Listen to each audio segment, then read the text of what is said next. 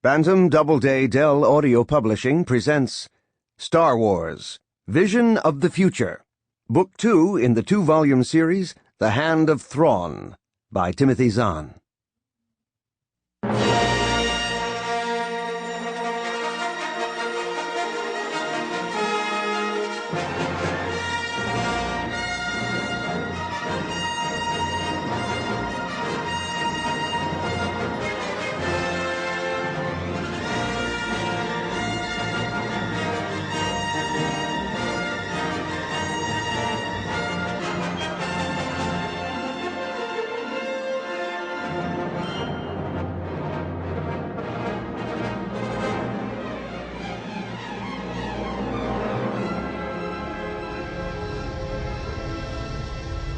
The Imperial Star Destroyer Chimera slid through the black of space, its only companion the silent gas giant world of Pezzeton far below.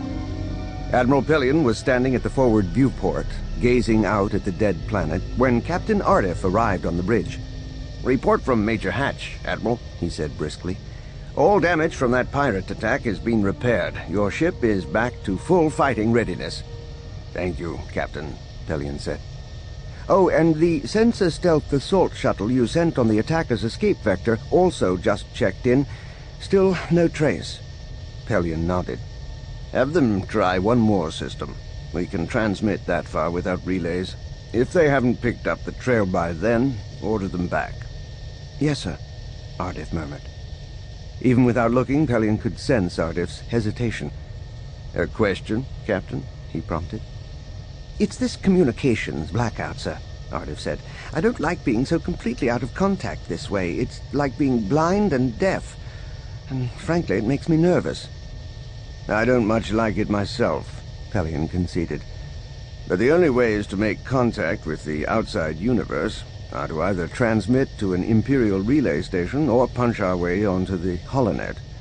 And the minute we do either, everyone from Coruscant to Bastion will know we're here. If that happens, we'll have more than the occasional pirate gang lining up to take potshots at us." And, he added silently, it would be the end of any chance for a quiet meeting between himself and Bel Iblis, assuming the General was indeed willing to talk. "Yes, sir," Ardiff said, "but that raises the question of how long we're going to stay here." Pillion looked out the viewport at the stars. Yes, that was indeed the question. How long should they wait here in the middle of nowhere, in the hope that they could end this war with the New Republic with a shred of territory and dignity still intact, in the hope that they could finally have peace? 2 weeks, he said. "We'll give Bel Iblis another 2 weeks to respond to our offer." "Yes, sir," Ardiff said, his tone making it clear that he didn't share Pellion's confidence. "And if Bel Iblis doesn't come within that time frame?" Pillion pursed his lips. "We'll decide then." Ardiff hesitated, then took half a step closer to his superior. "You really believe this is our best hope, sir, don't you?" Pillion shook his head. "No, Captain," he murmured. "I believe it's our only hope."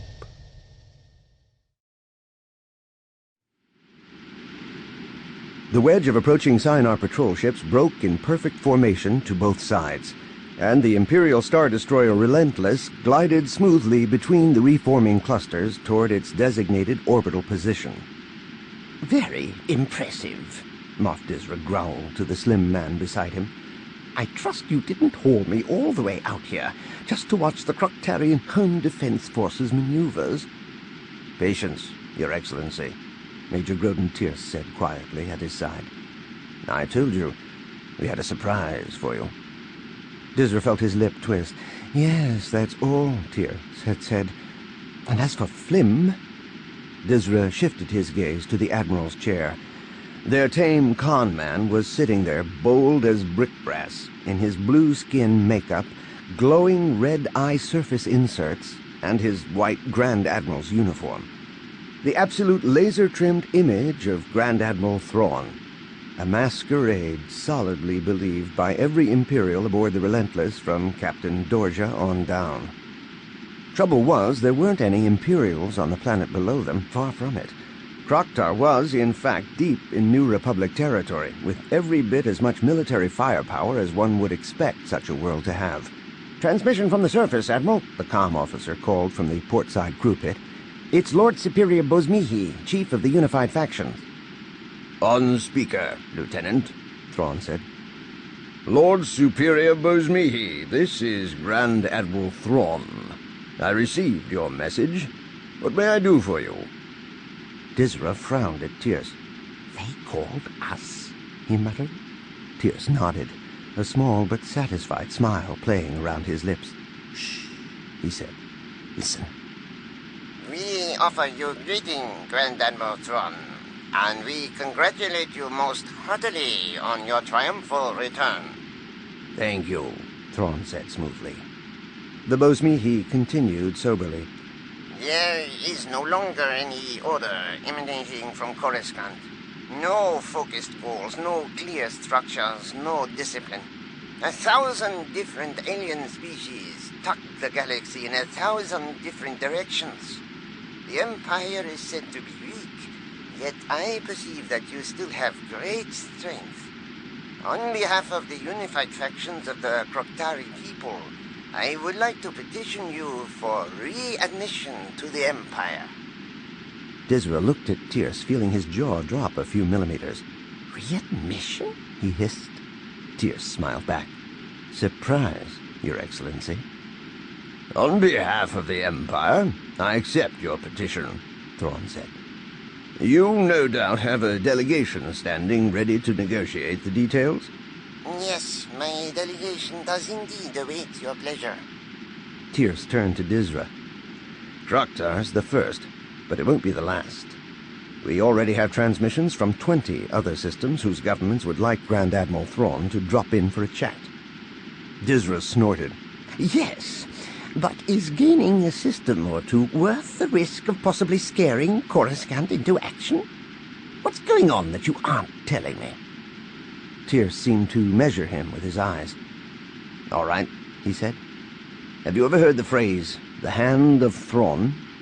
Dizra paused, intrigued. "No, but go ahead." "I heard Thrawn mention it once aboard the Chimera, in the context of the Empire's ultimate and total victory." "You mean like a superweapon?" Dizra asked carefully. "I don't think so," Tierce said. "Superweapons were more the Emperor's or Admiral Dala's style, not Thrawn's. I see only two likely possibilities. First, remember that above all else, Thrawn was a master strategist. What could be more his style than to leave behind a master plan for victory?" Dizra nodded, then asked, "And the second?" Tierce stared at Dizra and continued. "Or else, the ultimate victory lies with a person called the Hand. Either way, there's someone out there who has something we want." Dizra smiled tightly.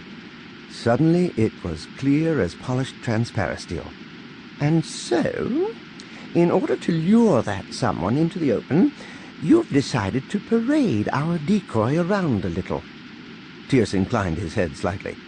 "Under the circumstances, I think the risks are worth taking." Perhaps," Dizra murmured. "It assumes, of course, that it wasn't all just a load of tall talk." The corner of Tierce's lip twitched. "I was aboard the Chimera with the Grand Admiral for several months, Dizra. Before that, I watched him from the Emperor's side for nearly 2 years.